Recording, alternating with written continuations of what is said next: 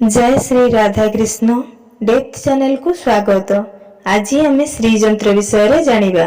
श्रीजंत्र श्रीजंत्र ओ वैभव लक्ष्मी को महात्म्य।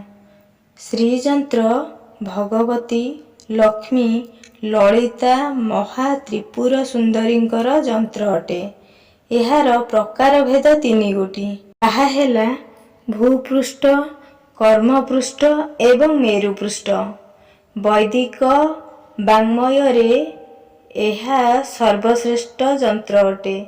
ଏହି ଯନ୍ତ୍ର ସମ୍ପର୍କିତ ଯୋଗିନୀ ହୃଦୟ, ରୁଦ୍ର ଯାମଳ, ତନ୍ତ୍ର ବାङ्ମୟ, ହରିତାୟନ, ସଂଗୀତା ଏବଂ ବ୍ରହ୍ମାଣ୍ଡ ପୁରାଣୋତ୍ତର ଖଣ୍ଡ ଆଦିରେ ଏହାର ଅଙ୍କନ ବର୍ଣ୍ଣନା କରାଯାଇଛି। ଏହି ଶ୍ରୀଯନ୍ତ୍ର ମହାସିଦ୍ଧିପ୍ରଦ ଯନ୍ତ୍ର ଭାବରେ ପରିଗଣିତ।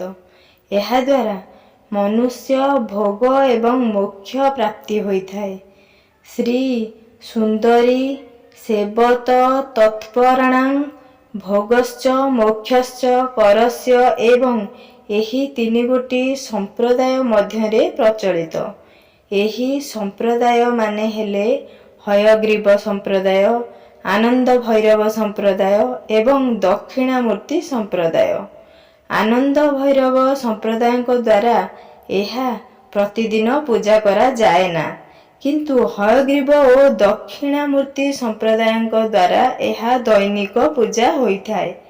ଶ୍ରୀଯନ୍ତ୍ର 43 କୋଣ ବିଶିଷ୍ଟ। ଶ୍ରୀଯନ୍ତ୍ର ମୁଖ୍ୟତଃ 272 ପ୍ରକାର ରହିଛି। ଶ୍ରୀଯନ୍ତ୍ର ନିର୍ମାଣ।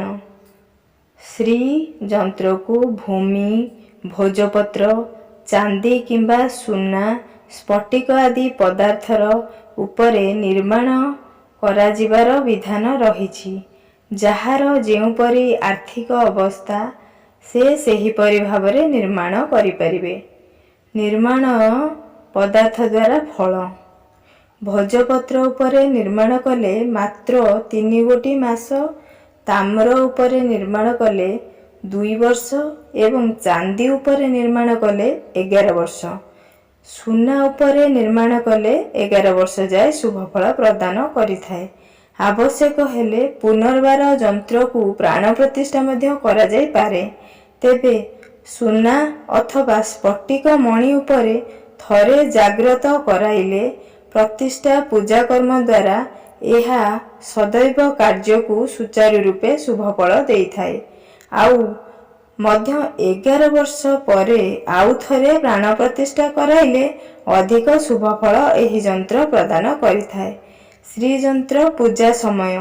ଶ୍ରୀଯନ୍ତ୍ରକୁ ପୌଷ ମାସ ସଂକ୍ରାନ୍ତି ଦିନ ଅଷ୍ଟମୀ ରବିବାର ପଡ଼ିଲେ ପୂଜାଦି କର୍ମ କରିବା ସର୍ବୋତ୍ତମ ଅଟେ। ଏହାପରେ ରବିବାର ଗୁରୁବାର ଦିନ ପୁଷ୍ୟା ନକ୍ଷତ୍ର ପଡ଼ିଲେ ନବରାତ୍ରି ସମୟରେ ଅର୍ଥାତ୍ ନବରାତ୍ରି ଠାରୁ ଦୀପାବଳି ଅମାବାସ୍ୟା ମଧ୍ୟରେ ନିର୍ମାଣ କଲେ ବହୁ ଫଳ ମିଳିଥାଏ।